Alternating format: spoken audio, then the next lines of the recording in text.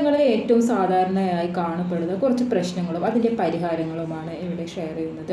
അഥവാ നമ്മൾ ഇക്കാലത്തൊരു നീണ്ടു നിൽക്കുന്ന അടുപ്പമുള്ള ചില റിലേഷൻഷിപ്പ് അപൂർവമായിട്ടാണ് കാണാൻ കഴിയുന്നത്. അഥവാ ആളുകൾ പൊതുവായ ഒരു അടിത്തറ കണ്ടെത്താൻ അല്ലെങ്കിൽ ഒരു പരസ്പര ബന്ധം പുലർത്താനും വെല്ലുവിളികളെ അതിജീവിക്കാനും കഴിയുമ്പോൾ മാത്രമേ അവ നിലനിൽക്കുന്നുമുള്ളൂ.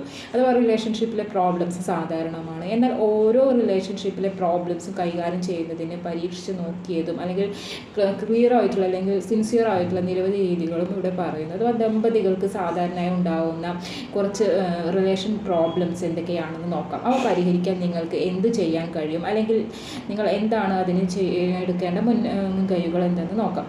ഒന്നാമത് പറയുന്നത് ആശയവിനിമയം അഥവാ കമ്മ്യൂണിക്കേഷൻ. ഒരു റിലേഷൻഷിപ്പിലെ ആളുകൾക്ക് ആശയവിനിമയത്തിൻ്റെ പ്രാവീണ്യം നേടാൻ കഴിയുമെങ്കിൽ നിങ്ങൾക്ക് മറ്റ് സാധാരണ റിലേഷൻഷിപ്പുകൾ അല്ലെങ്കിൽ റിലേഷനിലെ പ്രശ്നങ്ങൾ അനുഭവപ്പെടുവാനുള്ള സാധ്യത വളരെ കുറവായിരിക്കും.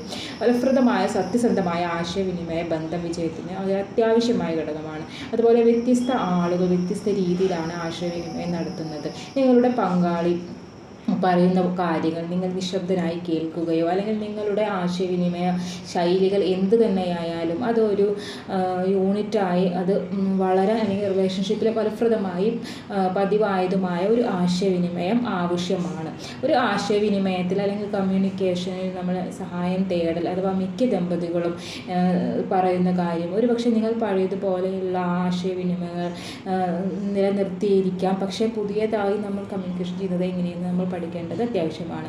പല ദമ്പതികളും ഇതൊരു സാധാരണ റിലേഷൻ പ്രോബ്ലം ആയിട്ടാണ് കരുതുന്നത്. അല്ല, ചില ദമ്പതികൾക്ക് ഓരോ സംഭാഷണത്തിലും ഒരു ഏറ്റുമുട്ടലിൻ്റെ ചാൻസ്